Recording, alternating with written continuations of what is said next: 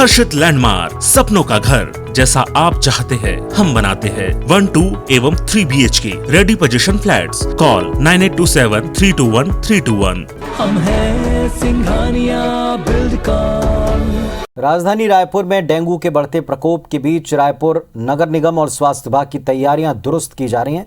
Dengue के लिए 2 अस्पतालों में 40 बेड आरक्षित हैं। 30 बिस्तर जिला अस्पताल में और 10 बिस्तर आयुर्वेदिक कॉलेज में डेंगू मरीजों के लिए आरक्षित किए गए हैं। इसके साथ ही बचाव के लिए मच्छरदानी का प्रयोग करने की सलाह है। डेंगू की पुष्टि के लिए एलिजा टेस्ट करवाना आवश्यक है। राजधानी रायपुर में डेंगू के मरीज 300 का आंकड़ा पार कर चुके हैं।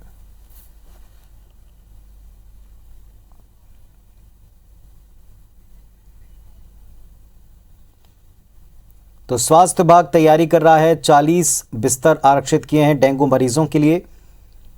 300 का आंकड़ा पार कर चुका है डेंगू मरीजों का आंकड़ा। 2 अस्पतालों में ये 40 बेड आरक्षित किए हैं। स्वास्थ्य विभाग पूरी तैयारी कर रहा है। बचाव के लिए मच्छरदानी का प्रयोग करने की सलाह है। रायपुर में डेंगू के तकरीबन 300 मरीज हैं, बल्कि अब इनकी संख्या इससे ज़्यादा हो। 2 अस्पतालों में बेड आरक्षित करके इंतजामों का दावा है।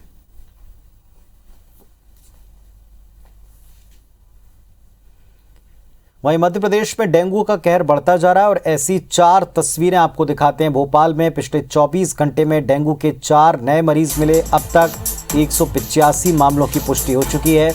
इंदौर में डेंगू के 12 नए मरीज मिले हैं। डेंगू मरीजों की कुल संख्या 151 हो गई है। यहाँ 3 गुना सर्दी खांसी के मरीज बढ़े हैं। ग्वालियर जिले में डेंगू का कहर जारी है। डेंगू से बच्ची और वृद्धा की मृत्यु हो गई। बच्ची का दिल्ली में इलाज चल रहा था। मरीजों की कुल संख्या 68 है। वहीं जबलपुर में 24 घंटे में डेंगू के 11 नए मरीज मिले, जिनका जिला अस्पताल के साथ निजी अस्पतालों में इलाज किया जा रहा है। सर्वे में 3000 घरों में डेंगू का लार्वा मिल चुका है।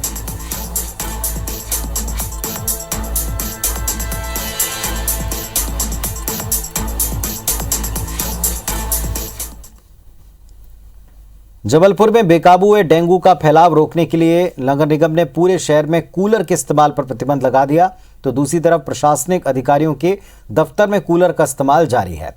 नगर निगम कमिश्नर के आदेश पर कूलर का इस्तेमाल करने वालों पर कार्रवाई होना है, लेकिन संभाग आयुक्त कार्यालय में चालानी कार्रवाई की हिम्मत किसी में नहीं की। IBC 24 ने आज एक रियलिटी चेक किया तो जबलपुर के सर्किट हाउस के अलावा संभाग आयुक्त दफ्तर में न केवल पानी से भरे कूलर मिले, बल्कि उसमें मच्छरों के लार्वा तैरते साफ तौर पर नजर आए। हमारे सहयोगी विजेंद्र पांडे आपको दिखा और बता रहे हैं। जबलपुर शहर में डेंगू कहर बरपा रहा है। हालात यह है कि नगर निगम डेंगू की रोकथाम में एक तरह से नाकाम साबित हुआ है और निगम कमिश्नर की ओर से एक आदेश जारी करते हुए जबलपुर शहर में कूलर के इस्तेमाल पर पूरी तरह से रोक लगा दी गई है। अगर लेकिन इसका रियलिटी चेक करते हैं तो चौंकाने वाले नज़ारे सामने आते हैं। इस वक्त बता दूं, मैं जबलपुर संभाग के सबसे बड़े अधिकारी संभागायुक्त के दफ्तर में मौजूद हूँ, जो कि नगर निगम जबलपुर के प्रशासक भी हैं। और इस संभागायुक्त कार्यालय के आपको नज़ारे दिखाता हूं। नगर निगम ने तो शहर के तमाम बाशिंदों के लिए कूलर के इस्तेमाल पर प्रतिबंध लगा दिया है, लेकिन आप यहां देखेंगे कि संभागायुक्त कार्यालय में यहां पर न सिर्फ कूलर लगा हुआ है, कूलर के भीतर आप पानी भरा हुआ देखेंगे और साथ ही साथ इसमें मच्छरों के लार्वा जो हैं वो तैरते हुए आप साफ देख सकते हैं। ये हालात बेहद गंभीर हैं, क्योंकि जनता के लिए तमाम नियम कानून तो एक तरह से जारी कर दिए जाते हैं प्रशासन की ओर से, लेकिन खुद प्रशासनिक अधिकारी इसका पालन कितना करते हैं, इसका मुजाहरा आप इस नज़ारे को देखकर बखूबी लगा सकते हैं। बेशक एक बड़ा सवाल है प्रशासन के सामने कि जनता के लिए तमाम नियम कानून आपकी ओर से जारी कर दिए गए हैं, लेकिन खुद अधिकारी इसका कितना पालन कर रहे हैं, ये नज़ारे अपने आप में सच्चाई को बयां करते हैं। कैमरामैन सतीश सराठे के साथ विजेंद्र पांडे, IBC 24 जबलपुर।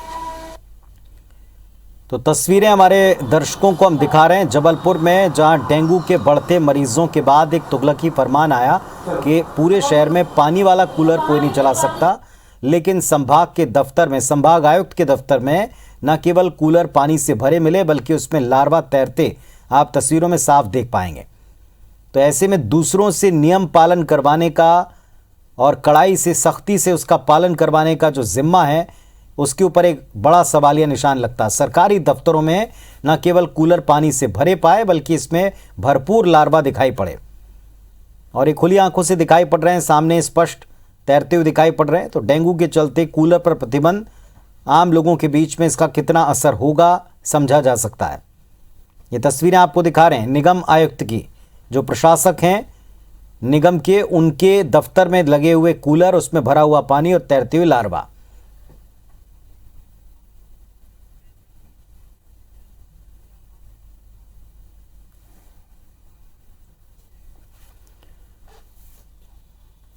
और इस वक्त हमारे 3 सहयोगी अपडेट के लिए जुड़ रहे हैं। रायपुर से प्रिया पांडे हैं, जबलपुर से विजेंद्र पांडे हैं और ग्वालियर से नासिर गौरी हमारे साथ में जुड़े हुए हैं।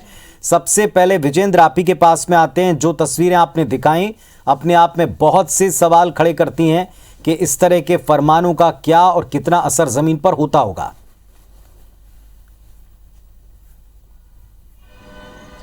बेशक पुनीत, जबलपुर में डेंगू कहर बरपा रहा है। 11 मरीज फिर मिले हैं डेंगू के और शहर में डेंगू मरीजों की तादाद बढ़कर 411 हो गई है। एलाइजा टेस्ट जो कि शुरुआत में नहीं किए गए, जिनकी किट्स की भी कमी थी, अब उनकी संख्या बढ़ाने की बात प्रशासन की ओर से ज़रूर की जा रही है। लेकिन एक तरह से नगर निगम का अमला खास तौर पर डेंगू का फैलाव रोकने में नाकाम साबित हुआ है और यही वजह है कि एक तरह से अजीबोगरीब फरमान निगम कमिश्नर की ओर से जारी किया गया, जिसमें 1 माह तक जबलपुर शहर में कूलर के इस्तेमाल को बैन किया गया और ये साफ ताकीद की गई कि अगर कहीं कूलर में पानी भरा हुआ मिलता है तो ऐसे में चालानी कार्रवाई की जाएगी। लेकिन नगर निगम के हाथ कांपते हैं उन अधिकारियों पर कार्रवाई करने के जिनके दफ्तरों में बाकायदा कूलर्स का इस्तेमाल किया जा रहा है। न सिर्फ संभागायुक्त दफ्तर की बात करें, जो कि संभागायुक्त चूँकि नगर निगम में चुनाव नहीं हुए हैं, चुनी हुई सत्ता नहीं है, लिहाजा प्रशासक की जिम्मेदारी संभागायुक्त संभाल रहे हैं, लेकिन उनके ही दफ्तर में जो तमाम कूलर्स लगे हुए हैं वहाँ न सिर्फ पानी भरा हुआ है, उसमें लार्वा तैरते नज़र आते हैं। सर्किट हाउस की बात की जाए या तमाम दीगर दफ्तरों की बात की जाए, वहाँ पर नगर निगम कमिश्नर के आदेश का उल्लंघन खुलेआम इस तरह से हो रहा है। तो सबसे बड़ा सवाल उठता है कि क्या नियम कायदे कानून सिर्फ जनता के लिए है या अधिकारी भी उनका पालन करके कोई मॉडल पेश करेंगे जनता के बीच में? सबसे बड़ा यही सवाल है और एक तरह से दोयम रवैया प्रशासन का आज भी नज़र आया इस रियलिटी चेक में, जहां जनता के लिए तो कूलर के इस्तेमाल पर पूरी तरह से पाबंदी लगा दी गई है, पानी उसमें रखा नहीं जा सकता। अगर ऐसा होता है तो चालानी कार्रवाई होना तय है, चालानी कार्रवाई की भी लगातार जा रही है। लेकिन दूसरी तरफ प्रशासनिक अधिकारियों के दफ्तरों में कूलर में पानी जमा हुआ है, कहीं जगह इस्तेमाल भी हो रहा है, लार्वा भी तैरते नज़र आ रहे हैं। बड़ा विरोधाभास है, बड़ी विरोधाभासी हालात हैं। देखना लाजमी होगा कि जनता को कानून या नियम का पाठ पढ़ाने वाले जो तमाम अधिकारी हैं ऐसे खुद इन आदेशों और निर्देशों का पालन कब तक करेंगे। हालांकि जबलपुर में डेंगू को लेकर स्थिति अभी भी गंभीर बनी हुई है। अस्पतालों में बेड्स की कमी का एक बड़ा मसला सामने आया है, लिहाजा बेड्स भी बढ़ाने के लिए वार्ड्स बढ़ाने की बात प्रशासन की ओर से की जा रही है। प्रिया हमारे साथ में रायपुर से जुड़े हैं। प्रिया, क्या स्थिति है यहाँ? एक तरफ तो लगातार वर्षा का क्रम अब चल रहा है और बीच बीच में जिस तरह मौसम आंख मिचौली खेलता है, डेंगू का कितना खतरा है?